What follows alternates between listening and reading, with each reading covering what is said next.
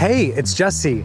Today on the show, you know him as the creator of Everybody Loves Raymond and his own show on Netflix called Somebody Feed Phil. It's Phil Rosenthal. When she heard what I got for a screenplay, which seemed to come out of nowhere to her, she goes, "You little shit. We've worked our whole lives to have that in the bank, and you get it overnight from writing a stupid thing." This is Dinner's on Me, and I'm your host, Jesse Tyler Ferguson. So today I'm in South LA near USC at Holbox, which is Phil's recommendation. He chose this restaurant. I am so excited to try this. It's in a nondescript food hall called Mercado La Paloma, which is just proof that some of the best places in LA are in some of the most surprising places. They are known for their ceviches, their aguachiles, their tacos. I've been wanting to try this place for quite some time, so I'm so thrilled that Phil suggested we come here. All right, let's get to the conversation.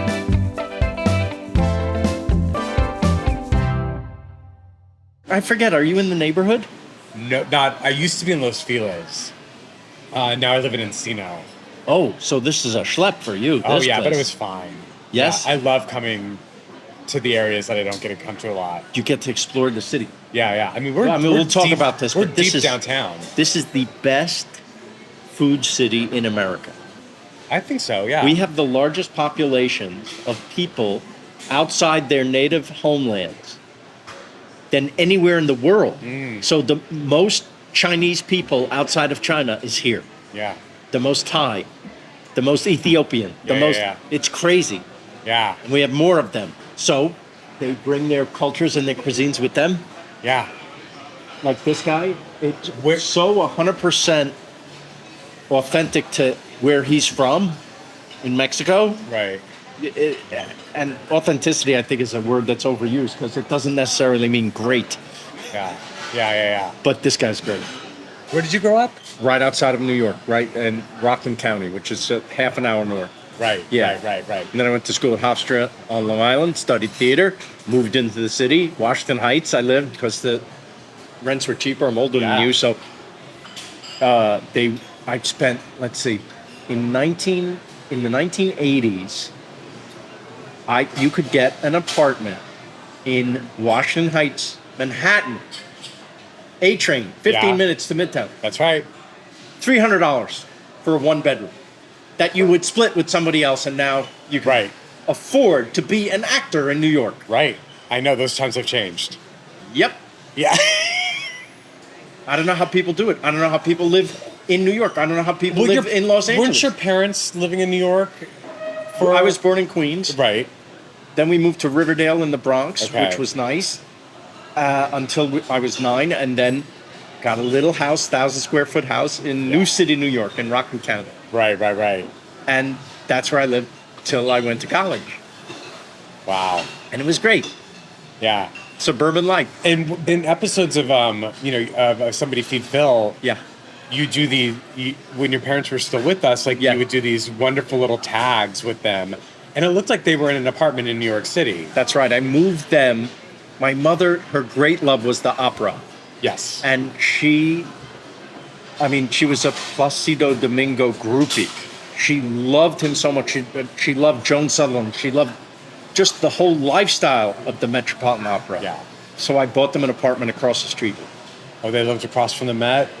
Oh, that's incredible. For the last 7 years of her life, she went every single day to the Met. She volunteered at the Met, which entitled her to go to every single rehearsal. And so it was pre-heaven. Oh my God, she must have loved that. Loved it. Met Placido was just... It's probably the proudest thing I've ever done with my money. Yes, because I know you've told stories. I was saying I was listening to an episode of the podcast that you did with Ted Danson on his show that he has. And you were talking about your mom being so obsessed with the opera, and when she was listening to the live broadcast of the opera, you could not speak to her. No, you could have a broken leg, and if you, Mom, I broke my leg. I'm listening to the opera. Yeah. And my dad would say, "Are my eggs fluffy?" That was what he said. "Are my eggs fluffy?" That's all he cared about. More than his wife, more than his children, more than life itself. Very soft scrambled eggs. Yes. Are my eggs fluffy? Max, I'm listening to the opera. Why do you have to bother me? I've been making eggs for 60 years. You don't think I know how you like your eggs? I'm just asking. Yeah. On his tombstone, it says, are my eggs fluffy? And on the tombstone next to him, it says, I'm listening to the opera. So great.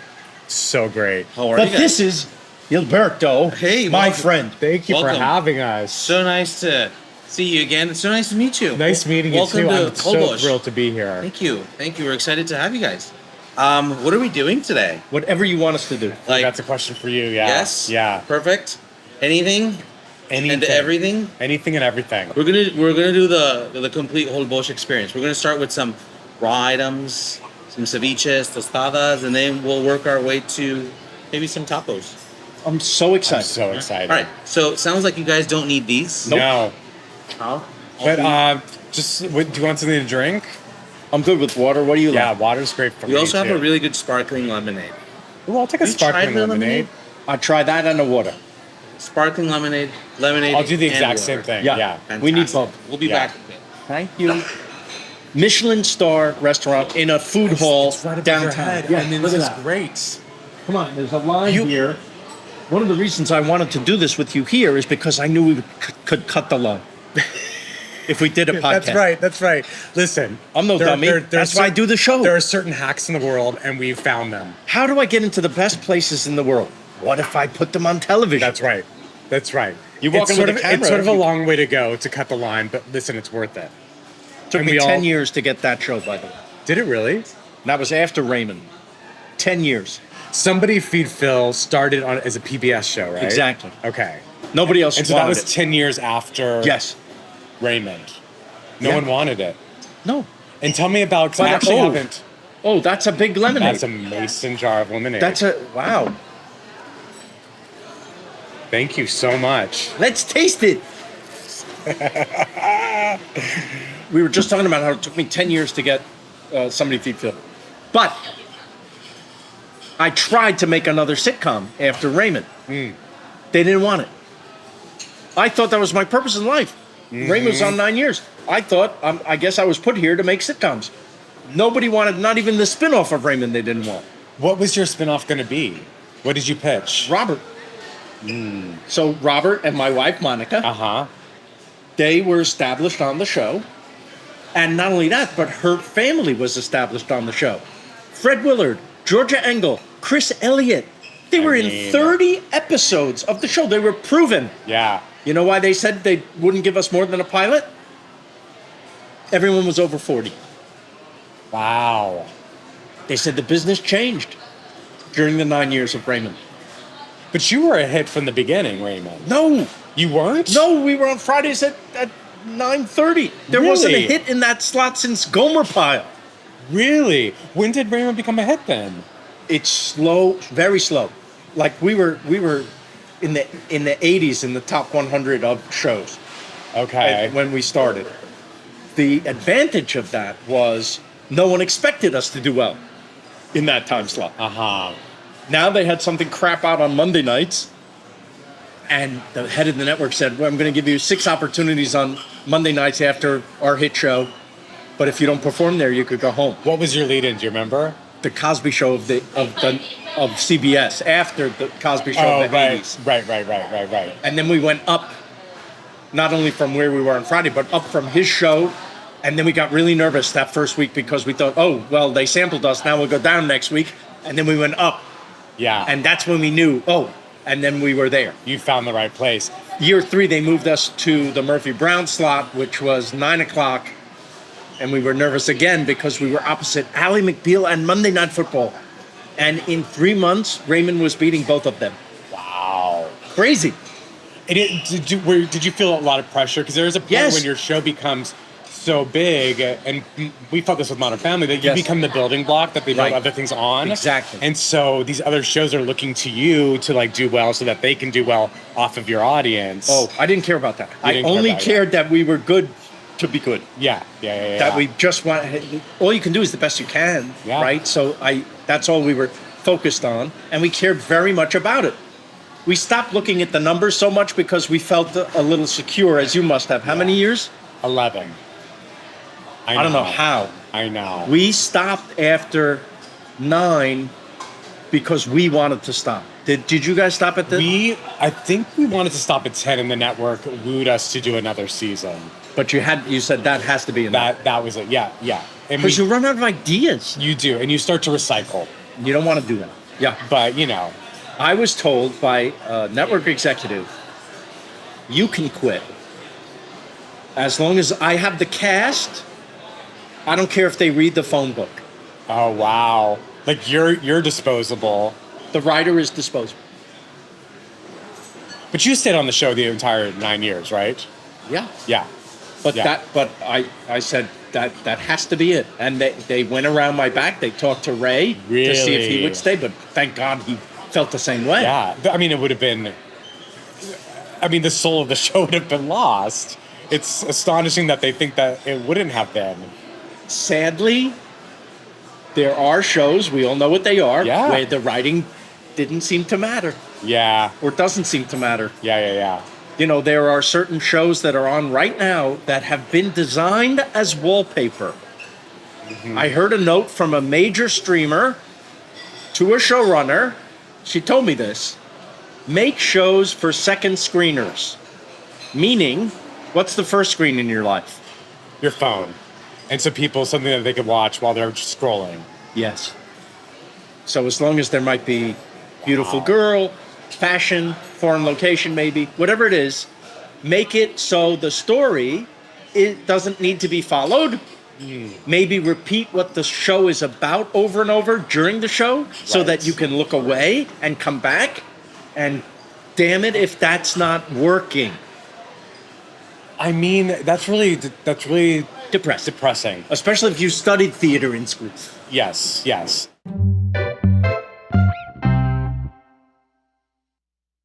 Oh, hello. So, our first bite today. Oh my God. This is good. This is so hilarious because the one thing I'm always nervous to eat is uni. I thought so. That's why we started You knew with it. It's because it's a dish that really represents what we're trying to do here. Just take beautiful local ingredients and do the least to them possible just to bring them kind of into the realm of Mexicanness, but still really highlighting the sea urchin and the beautiful Baja California bay scallops.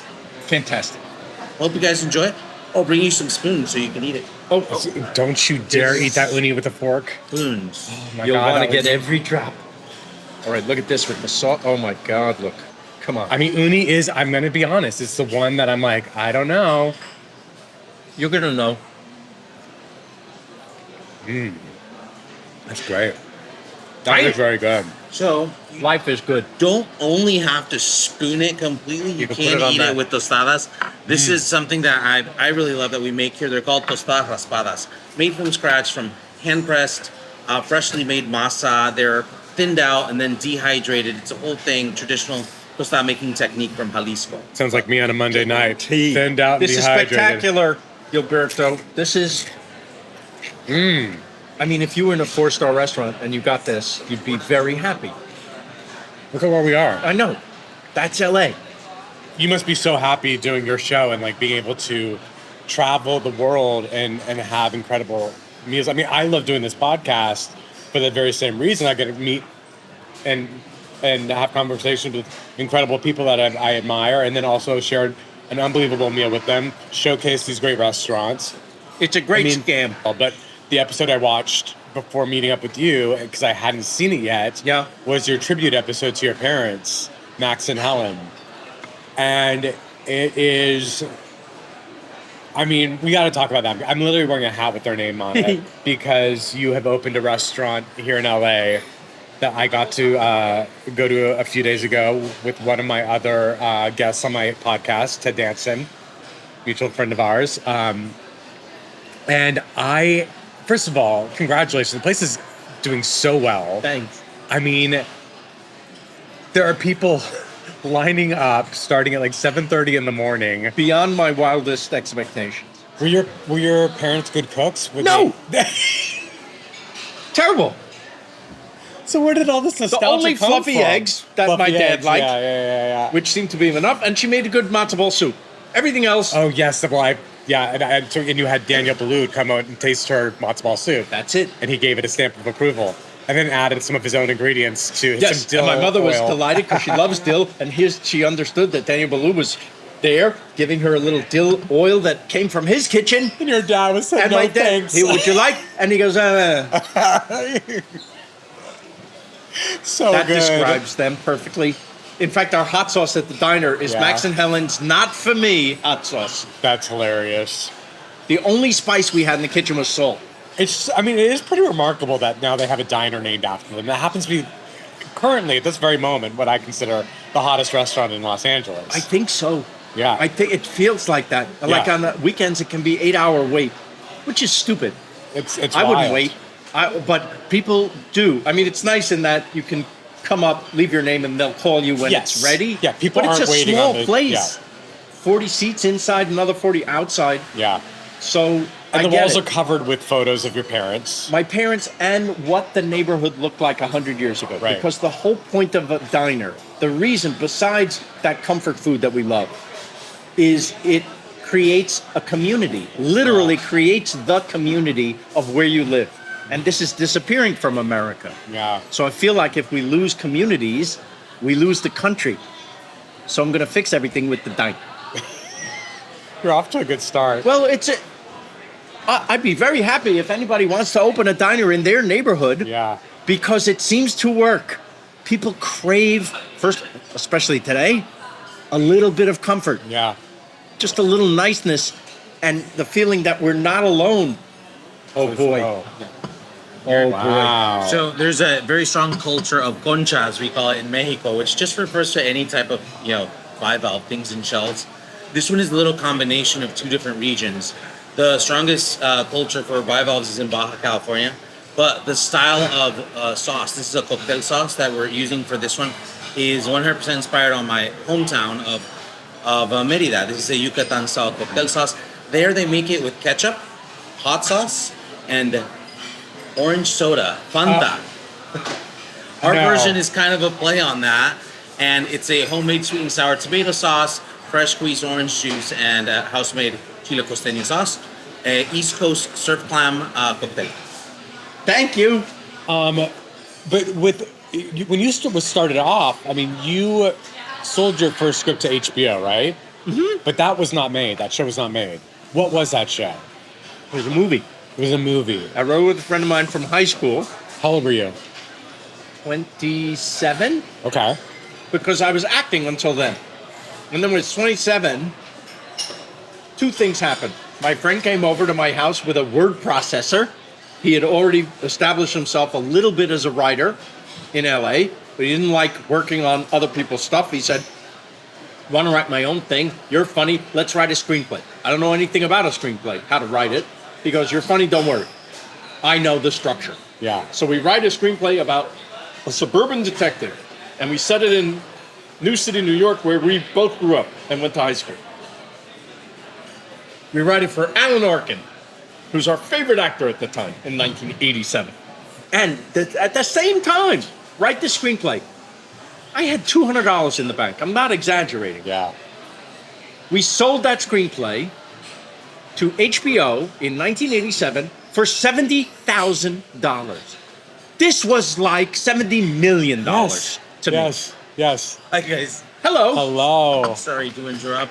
No, All right, please. our next course is up. This is, again, one of our tostadas raspadas with a Baja California bluefin tuna ceviche. Very traditional. Tomato, onion, cilantro, lime juice. There's a little avocado and cucumber puree underneath and a salsa de chile de árbol, so it's going to have a little bit of a kick to it. Oh, Can I pick it wow. up and bite it? Absolutely. That is the best approach. Thank you.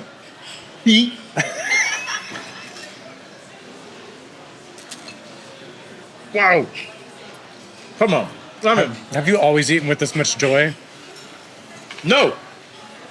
Because I had this joy in me, I guess, but I was not in my parents' house in an environment Right. where that love was allowed to flourish. Okay, So it yeah. wasn't until I left the house that I had food with what we now call flavor. Well, it sounds like your parents didn't have very good cooking in the house either, so. The cuisine was cheap. Right. They did their best to get by with two screaming maniacs. Yeah. Yeah. This is so fantastic. $70,000. I went from eating tuna fish for dinner out of a can every night to eating whatever I wanted. Yeah. So now I'm a writer. And something I heard you talk about with Ted on his podcast that I found fascinating was your mom was sort of furious by the fact that you're being paid this amount of money for writing jokes. Mm-hmm. When she heard what I got for a screenplay, which seemed to come out of nowhere to her, all of a sudden, she goes, "Do you know we've worked our whole lives to have that in the bank?" It wasn't like, "Oh, I'm so happy for you," like my dad. Right. He was like, "The American dream." Right. He was dancing on the roof. Yeah. Her attitude was that. "You little shit. We've worked our whole lives to have that in the bank, and you get it overnight from writing a stupid thing." Yeah. What can I say? Yeah. I I'm mean, going to say no, don't give it to me because it doesn't feel right. Right. You should pay teachers more. I mean, which is what we all think, but yes, I mean, it's that's not the... We live in a capitalistic country. Yeah. They pay you for what people want. Right. Did she ever change her opinion about that with Yes. the success that Yes. you... She liked Raymond. She appreciated Raymond. Yeah. She didn't understand the food show. Really? When are you going to write? I said, "Mom, I am kind of writing. I am. Right. It is, even though it's not written, there's writing involved. Sure. All the voiceover, the way the show is put together, editing is writing. Yeah. What we choose to say, even right here, is writing. It's just improvised writing." Right. She couldn't understand it. When are you going to write something again? My travel and food show now is the equivalent of Larry David, Curb Your Enthusiasm. You saw Seinfeld? The guy behind Seinfeld is now on the show, Right. and you're getting the true essence of that guy. Yeah. Same here, except I could call my show Why Curb Your Enthusiasm? Yeah. Yeah.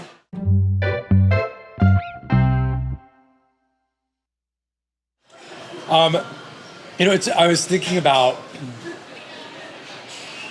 your whole career has been really about embracing family, and you're doing it right now with the restaurant Max and Helen's, literally Yes. named after your parents. Yes. And it's a place to gather. It's a place for families to come together. Yes. It's rooted in nostalgia. Everybody Loves Raymond, obviously a huge hit family sitcom.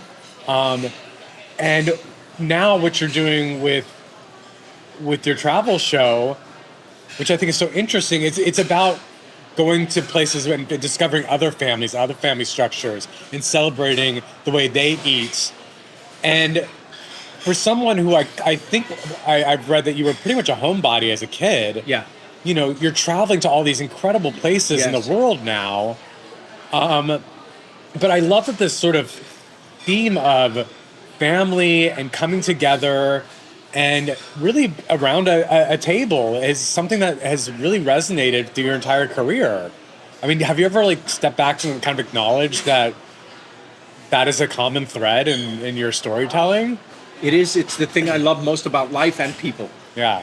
And for me, food is the great connector, and then laughs are the cement. Yeah. If we share a meal, let's say we don't know each other, and this is the most time we've spent together, Yeah. right? If the food comes and it's great like this, we're already in a very good mood. But then if we share a laugh or even a smile, there's an understanding, and this can happen without language even, I found. Yeah. Without the common language. But this is the common language, and the glint in the eye and the smile and the laugh Yeah. over a face even. Now we're friends, and we'll eat again. Yeah. That's what makes the world go round. Yeah. And I always thought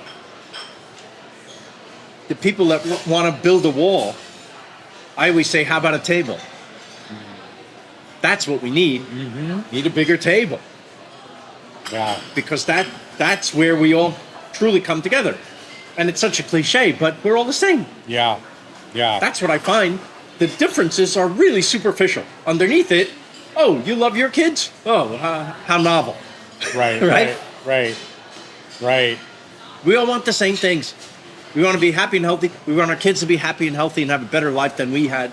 We want clean food, air, and water, and we want to live in peace. Yeah. That's why what's happening in our country feels unnatural, because it is. Yeah. It's not human. Yeah. Agreed. This is human. Yeah. And it was also why, I mean, you know, I find watching you on television with somebody feed Phil so refreshing. It feels, you know, it's so interesting. I was on, because I'm on Instagram. Yeah. And the world is a very dark place right now. Yeah. And there's a lot of really awful things happening. And I hesitate sometimes to go onto my Instagram, and first because I'm going to see things that that are going to, you know, depress me, but also putting stuff out that doesn't seem to be like in a direct response to what's happening in the world feels, I don't know, somewhat harmful. I've learned that it's not. I mean, I was actually on my way to Max Helen's to meet up with Ted the other day, yes. And someone stopped me on the street and said, "Thank you so much. I was just listening to an episode of your podcast in the car, and it was just making me smile. And it was nice to hear, and it was nice to listen to something that wasn't the news." That's it. And I thought, okay, this is exactly what... That's your purpose. And it's okay. It's okay for me to like go onto my social media and be like, "There's a new episode of Dinners on Me with Phil." Like, it's okay, even though there are horrible things happening as well. Like, I can offer this. Maybe this is something, a respite for you. But everyone can offer that. Yeah. Everyone can, by doing what? By being a neighbor. Yeah. By saying hi. Yeah. By showing other people that most people are sweet and nice. Yeah. Project what you want to see back. Yeah. Everyone has that power. Agreed. But it must feel very good to be putting out such positivity. It feels really With your good show. to do. Yeah. It makes me feel better. Yeah. And I'm thrilled if it makes someone else feel better. And Gilberto here is doing the exact same thing. Yeah. Oh, hello. All right, Hello. here we go. Yep. So this is, as requested, one of our aguachiles. Oh my God. This is our blue prawn aguachile. So the tail is just marinated in this spicy, herbaceous lime, cilantro, and serrano pepper marinade. And then the heads of the prawns have been deep fried, and they're completely edible. Little avocado. Wow. Can eat the head. And micro cilantro is garnish. Oh, I heard. Thank you. Oh, I heard. Oh, I'm paying attention. Thank you. This is going to be spicy. Can you handle? What? Hey, good I must shot. have won something. Good shot. What did I win? You win another shrimp. That's not that spicy. I do have to wipe the sauce and the aguachile off my face. It's good. That's not too spicy at all. Oh, No. it's great. Talk to me about casting your parents in the show. I mean, because you really did cast your parents in the show. I mean, those performances are iconic and genius and award-worthy as they have been. I didn't know Peter Boyle was available. I was looking at whoever was available, and then the president of CBS said, "What about Peter Boyle?" I said, "He would do a sitcom." Yeah. And then Doris Roberts, she came in red. I think we saw 100 women for that part. They all read with this Fruit of the Month scene from the pilot, where Ray gets his parents' Fruit of the Month and they react terribly because it's too much fruit in the house. Yeah. This happened to more me. Pears? Happened to me. That scene is almost verbatim from my life. I could see that. I learned a valuable lesson right then and there. The more specific you write, the more universal it becomes. Yes. Not the opposite. We think we're going to be vague and that more people will relate. No. We relate to each other's specificities because we all have specificities in our lives. Yes. Right? I'm sure your writer's room is also full of people coming in and like just writing their home life. That's what happened with Modern Family, yeah. I could tell. I mean, why? Because it was great. And specific. Exactly. Yeah.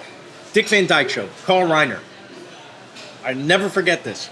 He would say to the writers, "What happened at your house this week?" That's how we write the show. Yeah. That's it. Yeah. If you work for me, your job was to go home, get in a fight with your wife, come back in and tell me about it. That's right. And how was it working with your wife on set? Fantastic. It was great. Was there ever any hesitation to include her in that? No, I didn't. I wasn't going to suggest her. It was in the first season. We needed a date for Brad Garrett. Okay. Steve Skrovan, one of the writers, said, "How about Monica?" Monica was already an actress, but I was going to impose my wife on the show. Right. But he said it. The other guy said, "She seems perfect." I'm like, "We'd try her. We try her. I don't want to be that guy." Forces his wife on the show.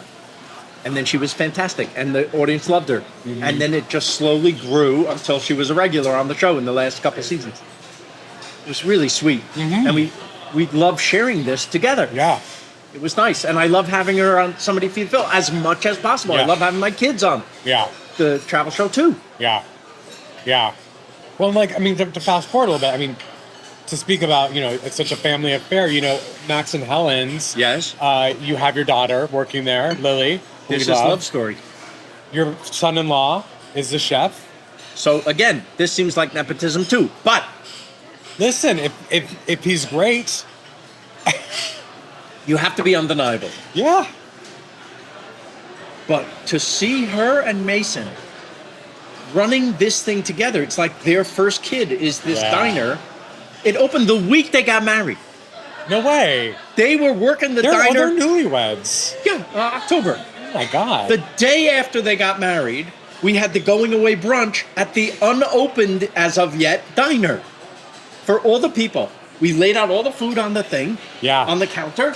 And this was spectacular. Spectacular. To see the people enjoying that food so much and to see them doing it, executing it, bringing it out, I got as emotional as I did the day before at their wedding. Oh. I was so thrilled for them that they found not only each other, but a purposeful life together. Yeah. I could cry thinking about it because it's just a love. And when you come in the diner, that love story is playing out in real time. So sweet. And now you and Lily Thank you. have written a book together. Yeah, this is our second book coming out. This is your second one. Yeah, it's the first book was called Just Try It. And it was about a dad who ate everything and his little girl who wouldn't eat anything. And it's actually helped kids and parents especially get their kids to try stuff. I have a 5.5 and a 3-year-old right now. You need this. Yes. I've read this, so I read the second one. The second one is about Just going to Try Grandma's house. Someplace new. Grandma's house, yes. But So I need to get a series of books coming. Just try it. Yeah.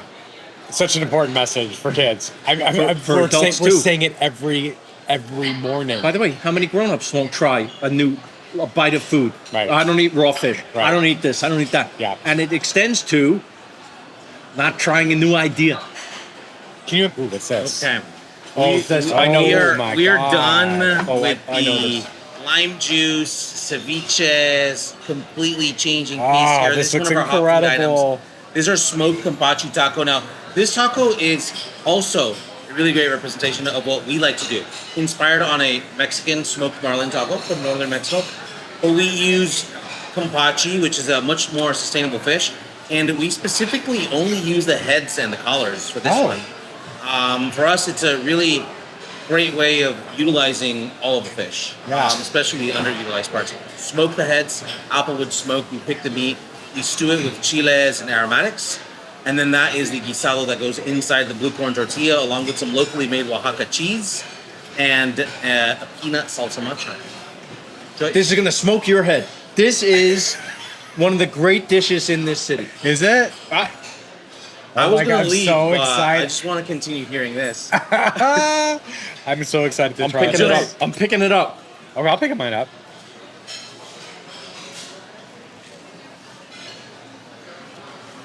Oh my God.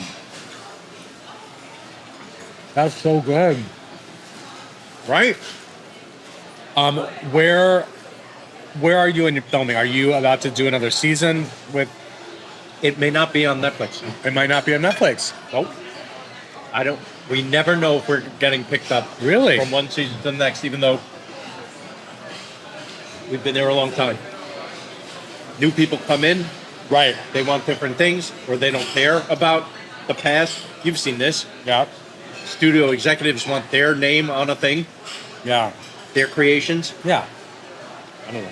But have you? Is it an episode? Is it a season that's been filmed, or have you started filming it yet? Okay. Still waiting. So you're waiting to see what happens. Even when you think you've made it, My God. you're always at the mercy Uh-huh. of show business. I always say I love everything about show business except the business. Yeah. The business is what gets in the way of making the show of show business. Yeah. It's true. But we have to put up with it. and when you're doing it, when you're creating it, it's so joyful. Yeah. Yeah. The hardest part anybody will tell you about making a movie is raising the money. Raising the money, I know. Yeah, I'm in that place right now with something I'm working on. Yeah. Yeah. Years. But you have backers for Capote. For Capote, yeah. I mean, we're doing it for like $1, but like, yeah. I'm definitely not making money on this project, but it's a labor of love, and also, you know, I mean, You made your money. yeah. And you'll And now you should do what you love. Yeah, you'll understand this. I mean, once you do something, Yeah. and I think this is true for really anyone. Once you accomplish something in life, whether it's you're a great surgeon or a great chef or a great writer or actor, Yes. and you do something well, Yes. people see you, they put you in a lane, Yeah.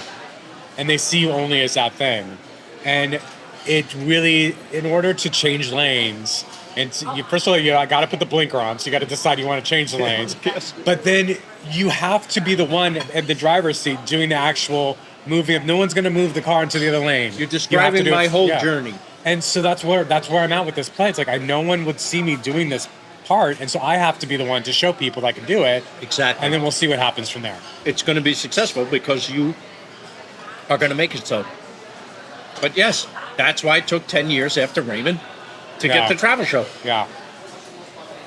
Changing lanes. Yeah. One last thing. You need a little churro. Well, I know those look like churros, but they're actually scallops that are. What? No, I'm just kidding.